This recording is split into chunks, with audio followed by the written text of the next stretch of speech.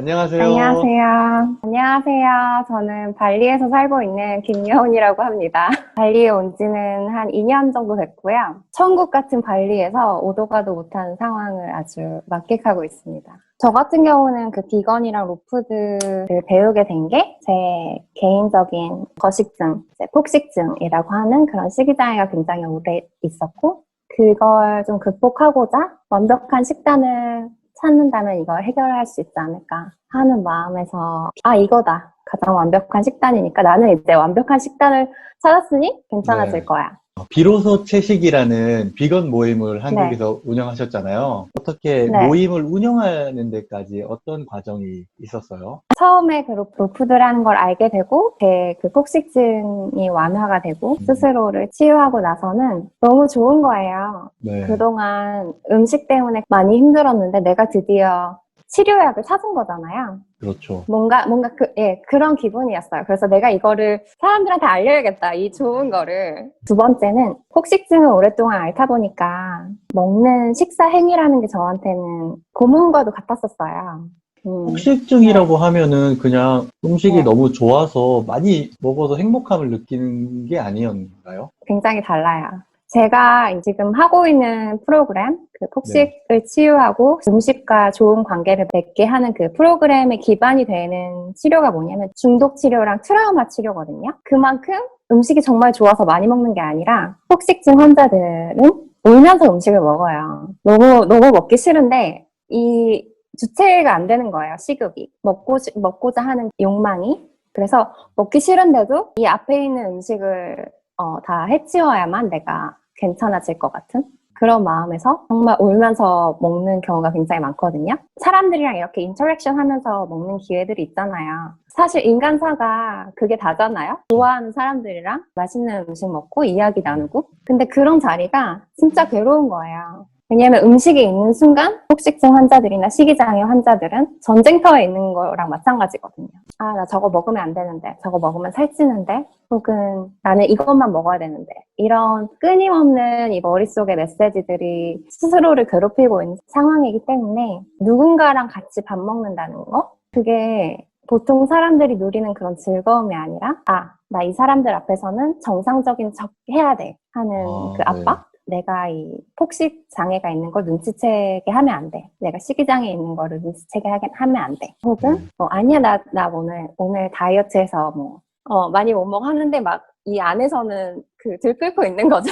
아, 그렇군요. 네. 근데 발리에 와서 진짜 제가 하고 싶은 것들을 하다 보니까 음식을 제한하고 싶은 마음이 사라지는 거예요. 더 이상 이건 먹으면 안 되고 저것만 먹어야 되고 이건 나쁜 음식이고 저건 좋은 음식이고 이런 제한을 스스로한테 두는 게 의미가 없어졌어요. 그 전에는 네, 제약을 두고 네, 싶어서 두신 게 아니라 네, 폭식증을 치료하기 위해서 어쩔 수 없이 제약을 스스로에게 둔 건데 네, 발리에 와서 내가 하고 싶은 네, 것들을 여러 가지 하다 보니까 춤도 추신다고 네, 하셨고 내면의 소리를 듣는다고 하셨고 자연과 함께 네, 계시고 노래도 부른다고 하셨잖아요. 그런 생활을 하다 보니까 이제는 네, 그런 제약이 없어도 네. 폭식증이 다시 발생하지 않는 단계까지 오게 된 건가요? 네, 그렇죠. 폭식증이나 식이장애나 먹는 걸 조절하고 나는 몇 킬로여야 해. 내 몸은 어떻게 보여야 돼. 이런 강박들이 이제 감정적인 부분이랑 합쳐져서 일어나는 질병이라고 보시면 되거든요. 일어나는 증상들. 내가 막 체중을 조절해야 돼. 이런 강박이 너무 심하다 보니까 음식과의 관계도 틀어지게 되고 그런 와중에 그때 당시에 제가 생각하는 완벽한 식단을 만나서 나는 이제 이 식단만 완벽하게 가져가면 더 이상 걱정할 거 없어. 체중에서 식단을 조절하기 시작한 거죠. 그리고 이제 발리에 와서 보니까 나의 체중에 대한 강박이 식단에 대한 강박으로 그저 주체만 달라지게 된 거였구나. 이런 걸 깨닫게 된 것 같아요. 그리고 제가 살고자 하는 삶을 스스로 구축해 나가면서 더 이상 내가 체중에 막 집착할 필요도, 식단에 집착할 필요도 없는 상태가 된 거죠. 사실 내가 정말로 컨트롤하고 싶었던 건 내 삶의 통제권을 갖고 싶었던 거구나. 근데 내가 이전에 있던 상황에 있었을 때는 스스로 삶에 대한 통제권을 느끼지 못하는 상태였기 때문에 그때 당시의 나로서는 내가 컨트롤할 수 있는 거는 오직 체중. 혹은 음식, 식단 밖에 없었다고 느꼈던 거예요. 그래서 거기에 그렇게 집착했던 거고, 강박적으로. 그걸 이제 느끼고 나서 I Love라는 프로그램을 만들게 된 거죠. 통제권이 한국에서는 없었다고 하셨잖아요. 당시에는 왜 내 삶을 내가 통제하지 못했다고 생각하셨나요? 부모님 말씀 들을 사람이 나밖에 없으니까. 그게 저한테 굉장히 크게 자리 잡고 있었던 core belief, 핵심 믿음. 네, 그래서 저 같은 경우는 부모님이 바라는 저의 모습은 좋은데 시집 가는 거였어요. 어떤 그 레벨의 그런 사람들을 만나서 시집 가는 거. 저는 정말 대학 졸업하기 전부터 선을 엄청 열심히 봤어요. 한 300번도 넘게. 내가 이런 타입의 사람을 서치한 것처럼 그 사람들도 나에게 이런 특정 항목들을 원할 거잖아요. 그래서 거기에 맞추기 위해서 굉장히 노력했던 것 같아요. 그렇지 않으면 나는 실패자이고 가치가 없고 쓸모가 없다. 그런 부모님의 큰 기대가 있었는데 네, 완전히 반대로 간 케이스네요. 발리까지 갑자기 직장도 네, 그만두고 네. 부모님은 발리에 가서 잠깐 있다가 올려나 하셨을 수도 있겠지만 네. 여전히 그러고 계세요? 아, 지금 발리에 가셔서 내가 그렇게 살지 말아야겠다. 완전히 다른 모습으로 네. 살고 계시잖아요. 어떤 결정으로 여기까지 오게 된 거죠? 그 전에는 이런 생각을 하시진 않으셨잖아요. 2년 전에 회사를 그만두고 발리에 처음 왔을 때 원래 한 달 계획이었거든요. 한 달 동안 로 셰프 트레이닝 코스 마치고 다시 돌아가서 그냥 나 스튜디오 오픈해가지고 비로소 채식도 계속하고 그럴 계획으로 발리에 처음 왔었던 건데 한 달이 3달이 됐었어요. 너무 좋다 보니까 정말 이곳에서 누리는 자유와 내가 하고 싶은 걸 그냥 누구의 눈치 보지도 않고 마음대로 한다는 느낌? 그게 너무 좋아서 한 달이 3달이 됐죠. 3달이 돼서 한국에 들어갔는데 그때도 이제 부모님이 너 언제까지 들어와? 해가지고 네 알겠습니다 하고 이제 들어간 거였거든요.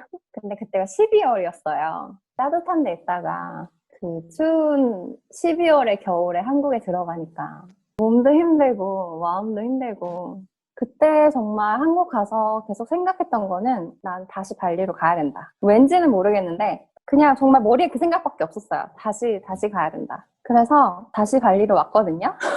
그리고 나서 한 1년 반 정도를 발리에 지금 계속 계신 거네요. 중간에 또 왔다 갔다 했었어요. 한 3개월 있다가 또 부모님이 불러서 다시 들어갔다가 도저히 못 견디겠어서 다시 나왔다가 또 이제 들어갔다가 다시 나온 게 1년 전. 그리고 1년 동안 이제 안 들어가신 거예요. 네. 코로나 때문에 들어오라 그래도 못 들어가는 핑계도 있네요. 어떻게 보면. 그런 것도 있었고 이제 큰 사건이 있었죠. 제가 이제 마지막에 한국에 들어갔을 때 그날도 이제 맞선을 보기로 한 날이었어요. 부모님이 이제 또 들어가기 전부터 이 스케줄을 잡아놓으셔가지고 어디로 맞선을 보러 가라고 한 상태였는데 더 이상은 이렇게 나는 못 살겠다. 어떻게 할 수 없는 그런 느낌? 내 뜻대로 삶을 살지 못하고 내가 원하는 삶을 개척하고 있지 못하는 이런 상황이 굉장히 무기력하게 느껴졌던 것 같아요. 예전에는 굉장히 오랫동안 아무렇지도 않게 해온 것들인데 아무렇지도 않게 그냥 이 생각 없이 네, 괜찮아요. 저는 다 괜찮아요. 그럴게요. 하던 이런 상황들이 그런 상황에서 벗어나서 스스로 하고 싶던 걸 해보고 그런 시간을 보내봤잖아요. 네. 발리에서 그런 시간들을 보냈잖아요. 그러다 보니까 더 이상 그런 무기력함이 참아지지가 않는 거예요. 그래서 나 더 이상은 이렇게 못 살겠다 해가지고 제가 자살 기도를 했거든요. 그러고 나니까 이제 부모님이 안 건드리시더라고요. 저는 이렇게 크게 네. 싸워서 나왔다 이럴 네. 줄 알았는데 내 스스로 네. 억압해온 그게 얼마나 컸는지 네. 부모님 말씀을 거역하는 게 아니라 그거는 네. 하지 못하니까 그 외에 네. 내가 할 수 있는 게 정말 그거밖에 없었겠구나라는 마음이 네. 드네요. 그렇게 이해해 주셔서 감사해요. 네. 정말 다행입니다. 네, 다시 이렇게 지금 되게 행복하게 지내시는 걸로 보이는데 그런 마음고생이 있었다고 하니까 다행입니다. 다른 말이 안 나오네요. 지금 발리의 생활에 대해서 즐거운 이야기 좀 네. 해볼까요? 이거를 듣는 분들이나 보시는 분들이 조금 궁금해 하실 것 같은데, 발리에 이제 혼자 이렇게 가서, 네. 아름다운 생활을 하고 계시잖아요. 산책하고, 서핑하고, 네. 블로그하고, 누구나 약간 네. 꿈꾸는 삶을 살고 계신데, 많은 네. 사람들이 그렇게 하지 못하는 이유 중에 하나가 경제적인 네. 문제가 걸려 네. 있거든요. 이런 블로그와 번역일, 네. 그리고 바리 어웨니스 모임을 하는 거, 이걸로 충족이 되고 있나요? 어, 솔직해야 되죠?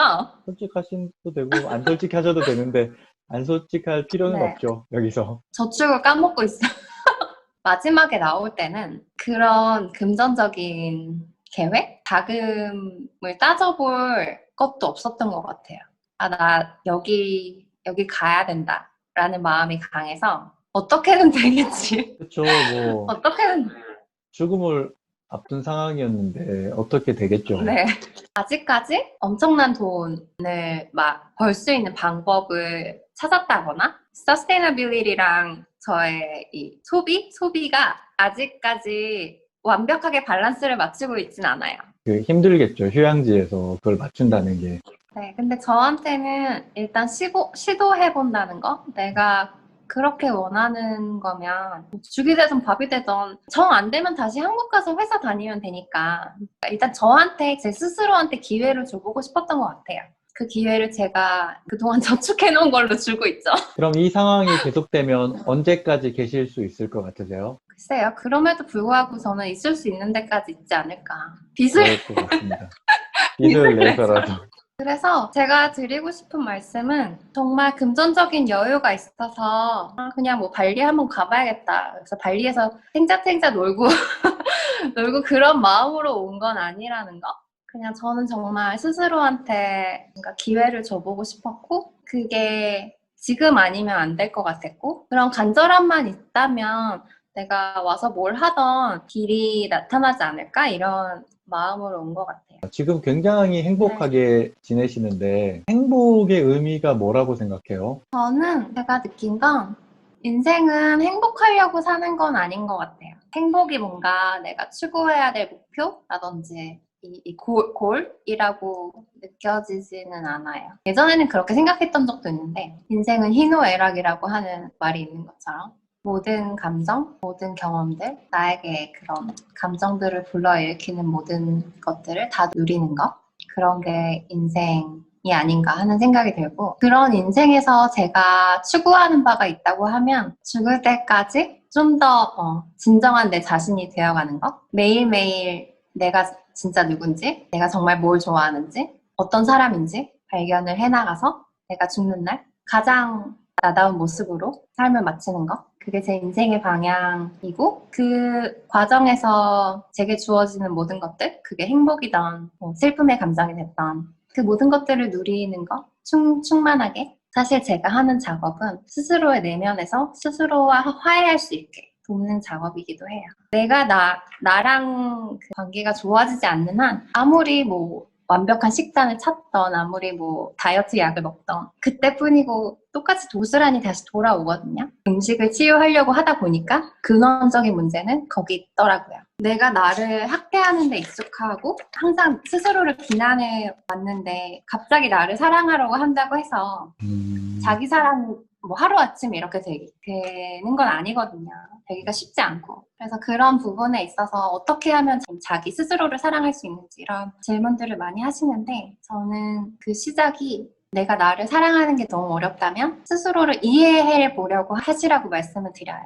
내가 왜 지금 이런 생각을 하는지, 내가 왜 이런 상황에 처해 있는지 나한테 공감해주고 그런 자신한테 연민을 가져주고 내가 너는 왜 이 모양이야 라고 비난하는 게 아니라 아 네가 그렇구나 네가 지금 그렇구나 하고 스스로한테 연민을 보내는 거 그게 자기 사랑에 대한 시작이라고 생각해요. 올해 네. 얼마 안 남았는데, 올해 계획이 네. 있나요? 내 이야기로 하여금 힘이 되어 드릴 수 있는 분들이 많은데 그 작업을 미루고 있었구나 이런 생각이 들어서 이제 얼마 전에 이 I Eat Love를 블로그에 소개를 시켜드린 거거든요. 그래서 올해는 이 작업을 이제 제 블로그 와주시는 분들, 한국에 계신 분들 상대로 하는데 집중을 할 것 같고요. 그리고 지금 또 이제 준비하고 있는 게 내년에는 인터내셔널로 이 작업을 하고 싶어서 웹사이트랑 시스템들 만들고 있거든요. 그래서 내년에는 국제적으로 국제적으로 작업을 할 계획을 가지고 있습니다. 아, 정말 올해 준비하는 것도 잘 이루어지고 내년에는 네. 국제적으로 더 유명해져서 얼떨결에 저의 유튜브까지 유명해지기를 네. 구독자분들을 위해서 네. 마지막으로 한마디 해주십시오. 구독자 여러분, 정해진 답은 없습니다. 남들이 하는 말 중요하게 들릴 때도 있어요. 스스로가 힘이 없고 스스로가 삶을 개척해 나갈 만한 힘이 내 안에 존재하지 못한다고 생각하는 그런 시기도 있으니까 내가 싹을 틔우고 잎이 열리고 스스로의 열매를 맺을 그런 힘이 우리 안에 전부 다 존재하고 있어요.